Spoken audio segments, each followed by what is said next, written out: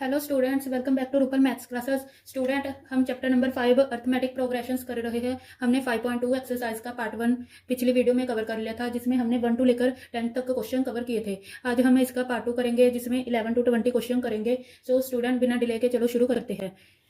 देखो 11 क्वेश्चन में क्या बोला है। 11 क्वेश्चन की स्टेटमेंट है, which term of the AP 3, 15, 27, 39 up to so on will be 132 more than its 54th term. बोला है कि कौन सी टर्म मतलब एपी की जो है 132 ज़्यादा है 54th टर्म से। तो पहले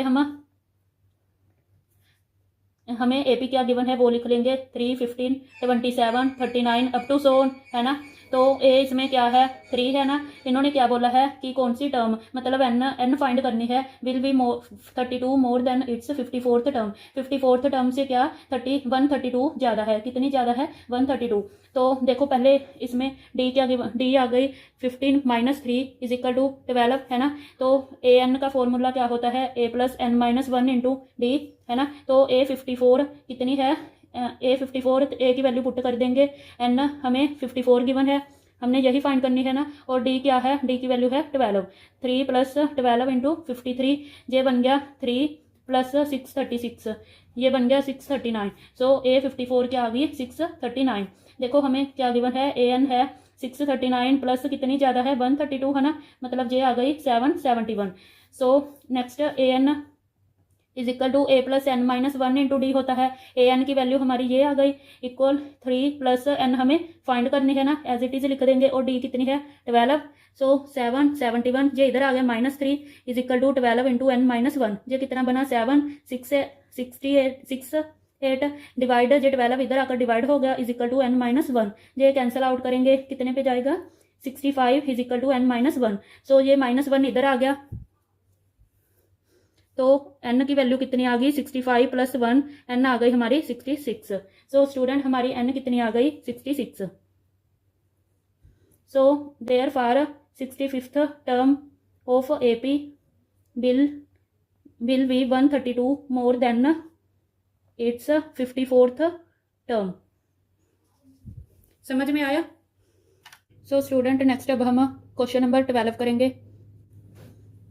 क्वेश्चन नंबर 12 में देखो क्या गिवन है, 2 APs have the same common difference. 2 APs given है जिनका क्या कॉमन डिफरेंस सेम है। The difference between their 100th term is 100। दोनों के बीच जो डिफरेंस है 100th टर्म के बीच कितना है, 100 ही गिवन है। What is the difference between their 1000th terms. कहते हैं 1000th टर्म्स में दोनों के बीच क्या डिफरेंस होगा। मतलब जो 100th टर्म है दोनों की, उनमें क्या डिफरेंस भी 100 है, और 1000 टर्म दोनों की जो होगी उनके बीच पूछ रहे हैं डिफरेंस कितना होगा। लेट हम करते हैं, let the common difference of both APs. हम दोनों एपीज का कॉमन डिफरेंस क्या ले लेंगे, इज डी, है ना। फर्स्ट एपी ए ले लेंगे, इसे कैपिटल ए से डिनोट करेंगे, और सेकंड एपी को क्या, सेकंड एपी को हम स्मॉल ए से डिनोट करेंगे। तो फॉर्मूला क्या होता है, a plus n minus 1 into d. 100th term कहा है तो 99 डी आएगा, है ना। और इस यहाँ क्या है, ए प्लस 99 डी, है ना, यही है। तो दोनों का डिफरेंस कितना गिवन है, 100 गिवन है। A plus 99 d minus a plus 99 d is equal to 100 given है ना दोनों का डिफरेंस। सो अब इसे सोल्व कर लेंगे, ए माइनस ए 99 डी से 99 डी कैंसिल आउट हो जाएगा, इज इक्वल टू 100। सो इसे हम इक्वेशन नंबर 1 लिख लेंगे। नेक्स्ट ए प्लस 99 डी मतलब 100th term, 1000 term, sorry 1000 term कितनी होगी, ए प्लस 999 डी, है ना। और इसकी क्या होगी, इसकी भी यही होगी, इसकी होगी ए प्लस 999 डी। अब दोनों की सब्ट्रैक्शन कितनी है ये पूछी है, तो दोनों को क्या माइनस कर देंगे, a plus 999 D minus a plus 999 D. देखो ए माइनस ए और ये कैंसल आउट, तो इधर ये आ गया, इज इक्वल टू कितना है 100 है। अभी हमने कहा फ्रॉम 1, है ना, इसकी वैल्यू 100 आ गई थी। So a minus a is equal to 100, ये हमारा आंसर आ गया। समझ में आया। नेक्स्ट अब हम क्वेश्चन नंबर 13 करेंगे। क्वेश्चन नंबर 13 में देखो स्टूडेंट क्या गिवन है, how many 3 digit numbers are divisible by 7। कहते हैं 3 डिजिट नंबर्स के जो 3 डिजिट नंबर है कि कितने मतलब डिविजिबल होंगे 7 से। 3 डिजिट नंबर मतलब 100 से जो स्टार्ट होंगे, 7 से जो डिवाइड करता हो। देखो 7 से 105 भी डिवाइड करेगा, है ना, 1, फिर इनमें 7 का गैप ले लेंगे, तो अप टू 994 यही बनेगी एपी। सो ए हमारी आ गई इधर से 105, डिफरेंस कितना आ गया 7 का ही आएगा ना। नेक्स्ट ए एन हमारी क्या आ गई, लास्ट टर्म आ गई 994। ठीक है, हमने क्या फाइंड करनी है, एन हमें फाइंड करनी है। तो फॉर्मूला लगा देंगे a n is equal to a plus n minus one into d. तो ये कितनी है वैल्यू इसकी 994, ए की वैल्यू है 105 प्लस एन हमें फाइंड करनी है, डी क्या है 7। जो ये इधर आ जाएगा माइनस हो जाएगा है ना, और ये बना 7n माइनस 7। तो ये कितना बना 8 8 9 है ना, ये बना 7n 7, इसे चाहे 7n माइनस 7। अब 7 इधर आ जाएगा, इसमें ऐड हो जाएगा। अब 7 इन दोनों में से कॉमन आ जाएगा, अब इधर डिवाइड हो जाएगा है ना, is equal to n minus 1। तो ये आ गया 127 कैंसिल आउट करके is equal to n minus 1। तो ये इधर आके प्लस हो जाएगा, n हमारे पास क्या आ गई 128। देयर फार 128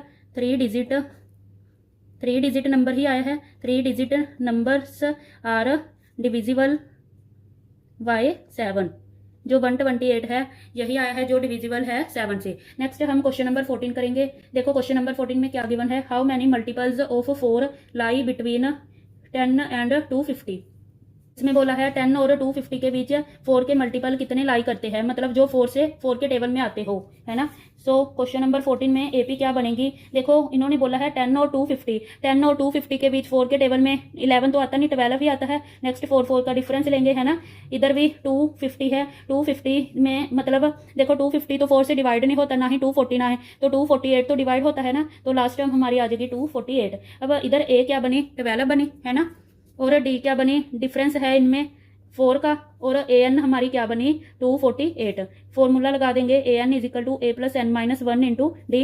ए एन कितनी है 248, ए है 12 प्लस एन हमें पता नहीं, डी हमें गिवन है 4, मतलब इधर से फाइंड की है, और ये 12 इधर आकर माइनस हो जाएगा is equal to 4 into n minus 1। ये माइनस किया कितना बना 236 is equal to 4 n minus 1। अब 4 इधर आकर डिवाइड हो जाएगा, ये इधर n माइनस 1, तो इसे कैंसिल आउट करके क्या बना 59 is equal to n minus 1 है ना। ये अब 1 इधर आकर प्लस हो जाएगा, 59 plus 1 is equal to n। तो हमारे पास n कितनी आ गई 60। Therefore total multiples of 4 between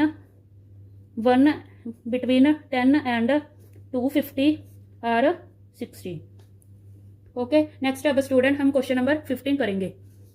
so देखो क्वेश्चन नंबर 15 में क्या बोला है, for what value of n the nth term of 2 APs this and this are equal. कहते हैं n की कौन सी वैल्यू पर जो nth टर्म दोनों एपी की इक्वल होगी, हमें n जानी फाइंड करनी है। तो पहली एपी क्या गिवन है 63 65 61 अप टू सोन, और सेकंड वाली क्या गिवन है 3 10 17 अप टू सोन। इसकी ए कितनी है, फर्स्ट टर्म है 63, इसे ए से डिनोट करेंगे, इसे कैपिटल ए से, इसे स्मॉल ए से, इसकी ए। और कॉमन डिफरेंस क्या है इसका 65 माइनस 63 2 है ना, और इसका कॉमन डिफरेंस क्या है 10 माइनस 3 7 है। सो अब इन्होंने क्या बोला था, एन हमने टर्म में ये दोनों इक्वल हो जाती है। So according two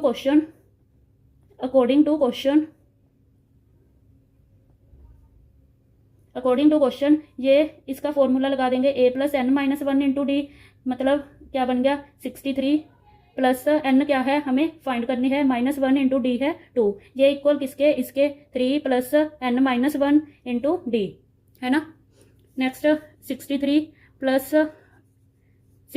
plus 2n minus 2 is equal to 3 plus 7n minus 7। ये 3 इधर आ जाएगा, 63 ये पहले 61 बन गया, 61 माइनस 3 सॉरी ये बन गया 3 माइनस 7 माइनस 4 इधर आके प्लस 4 बन जाएगा है ना। अब 7n ये इधर आ जाएगा माइनस 2n, तो 65 इज इक्वल टू आ गया 5n। अब 5 इधर आकर डिवाइड हो जाएगा, सो n की वैल्यू हमारी क्या आ गई 13। Therefore 13th term of both APs are equal, दोनों की क्या 13 टर्म इक्वल आ गई। अब स्टूडेंट नेक्स्ट हम क्वेश्चन नंबर 16 करेंगे। देखो क्वेश्चन नंबर 16 में क्या बोला है, determine the AP whose third term is 16 and 7th term exceeds the 5th term by 12। कहते कि कहते एपी फाइंड करनी है जिसकी थर्ड टर्म क्या है 16 है, पहले जो गिवन है वो लिख लेंगे, थर्ड टर्म क्या है 16 है, और 7th टर्म क्या एक्सीड यानी बढ़ाई गई है दी 5th टर्म बाय 12, मतलब 5th टर्म में जो 12 बढ़ाई गई है, मतलब 7th टर्म क्या है ए 5th टर्म प्लस 12 किया गया है।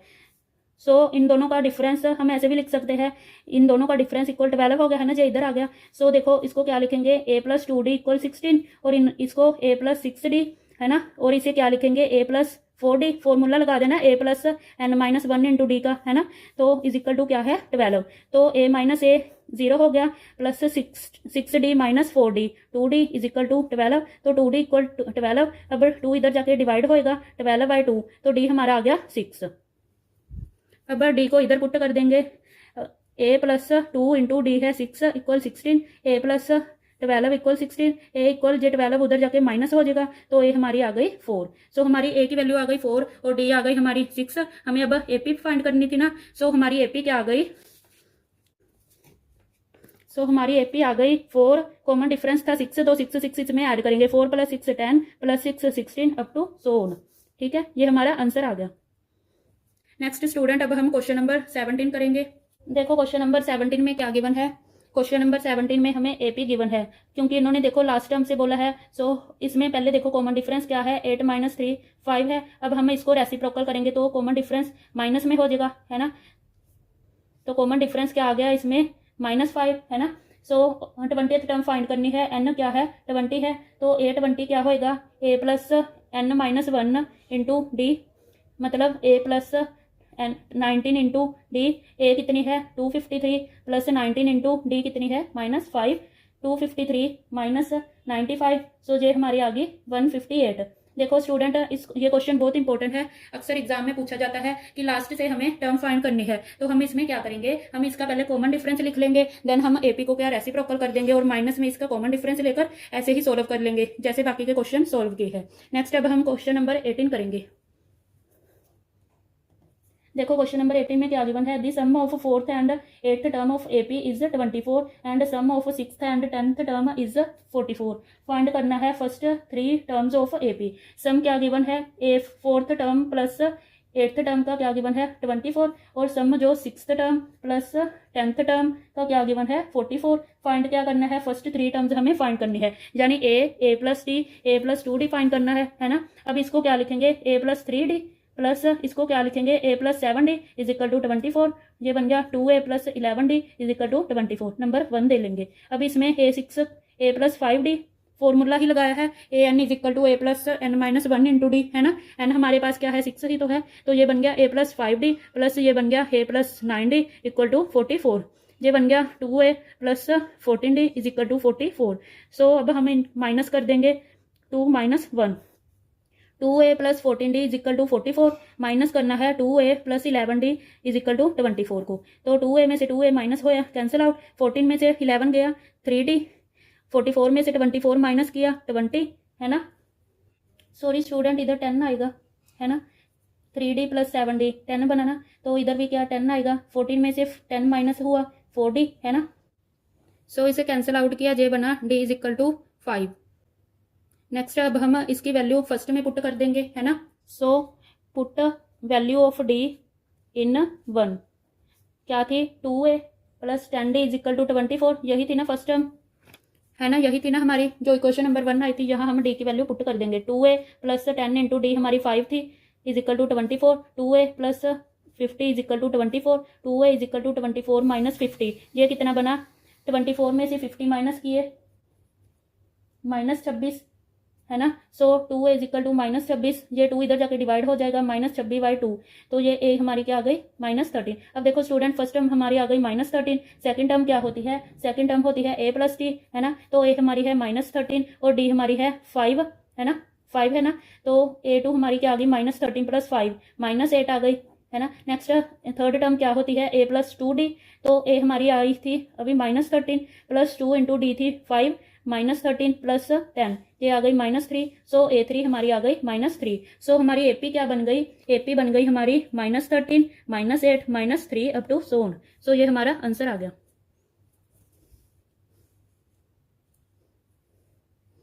नेक्स्ट अब स्टूडेंट हम क्वेश्चन नंबर 19 करेंगे।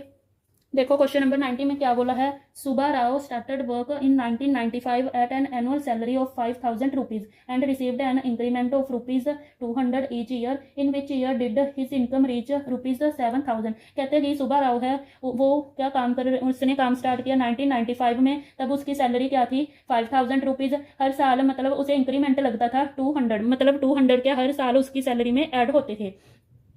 और कहते हैं अब in which year did his income reach 7,000, कि कौन से साल में उसकी सैलरी जाकर 7,000 बनेगी। तो हमें क्या गिवन है, स्टार्टिंग हमें सैलरी गिवन है, पहले उसकी सैलरी क्या थी 5,000 है ना, 5,000 फर्स्ट सैलरी थी, इंक्रीमेंट कितने का लगा 200 का, तो ये बन गया 5,200 है ना, मतलब हर महीने क्या ऐड होते रहे, तो हमारी एपी क्या बनेगी 5,200। हर साल देखो उसकी सैलरी में ऐड होता गया, कहते कौन से ईयर में उसकी सैलरी 7,000 बनेगी। तो ए हमारी है 5,000, डी है 200 और लास्ट टर्म क्या है 7,000 है ना। फॉर्मूला लगा देंगे a n is equal to a plus n minus 1 into d. हमें एन फाइंड करनी है, तो ये है 7,000 इज इक्वल टू ए है 5,000 प्लस एन हमें फाइंड करनी है, डी है 200। ये इधर आके माइनस हो जाएगा 5,000 है ना।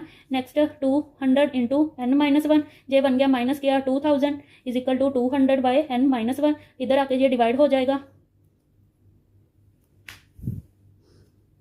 सो ये आ गया, कैंसल आउट किया, 10 is equal to n minus 1, so n ये इधर आके प्लस हो जाएगा -1, एन हमारा क्या आ गया 11। ओके, सो हमारे पास एन क्या आ गया 11। सो देखो सुबा राव की स्टार्टर, सुबा राव ने स्टार्ट कब वर्क किया था 1995 में है ना, तो 1995 फिर आएगा 1996 है ना, ऐसे करके टाइम निकलता गया। सो ए एन हमारी क्या हुई, ए एन हमें यहाँ फॉर्मूला लगा देंगे, एन कितने, ए हमारी क्या है 1995 प्लस एन हमारी क्या आई अभी 11 माइनस 1 इंटू डी क्या थी 200। ए एन हमें फाइंड करना है ना कि कौन से ईयर में जाकर उसकी सैलरी 7,000 बनी। सो 1995 plus 10 into 200, 1995 plus sorry common difference यहाँ 1 है ना, कॉमन डिफरेंस सॉरी यहाँ आ जाएगा 10, तो 1995 प्लस 10 ये कितना बनेगा 1995 में 10 प्लस किया ये बनेगा 2005। सो देखो 2005 में जाके उसकी सैलरी 7,000 बनी। सो स्टूडेंट अब हम इस एक्सरसाइज का लास्ट क्वेश्चन करेंगे, 20th क्वेश्चन। देखो 20th क्वेश्चन में क्या गिवन है, Ramkali saved ₹5 in the first week of a year and then increased her weekly saving by 1.75 rupees. इसमें भी क्या है, वैसे ही पिछले क्वेश्चन की तरह करना है कि रामकली क्या 5 रुपये हर फर्स्ट वीक में सेव करती है, हर साल के फर्स्ट वीक में, एंड देन इंक्रीज उसकी होती है वीकली सेविंग, मतलब हर बार क्या 1.75 क्या ऐड होते जाते हैं, मतलब कॉमन डिफरेंस हमारा क्या हो गया 1.75 क्योंकि इतना ऐड हो रहा है ना। और if the nth week her weekly saving become 20.75 rupees, मतलब अब हमने nth फाइंड करनी है कि कौन से साल में जाके उसकी 20.75 रुपीज उसके पास सेव हो जाएंगे। सो हमारी देखो एपी क्या बनी 5 रुपीज सेव करती है, कितना 1.75 हर बार ऐड होता है, तो 5 प्लस 1.75 मतलब 6.57 है ना, ये लास्ट में जाके 20.75 बन रहा है, तो ए की वैल्यू है 5, कॉमन डिफरेंस 1.75 है ना, ए एन है 20.75। So a n is equal to a plus n minus 1 into d, हमें एन फाइंड करनी है ना, ये बन गया 20.75, 5 plus n minus 1 into d है 1.75, ये इधर आगे माइनस हो जाएगा,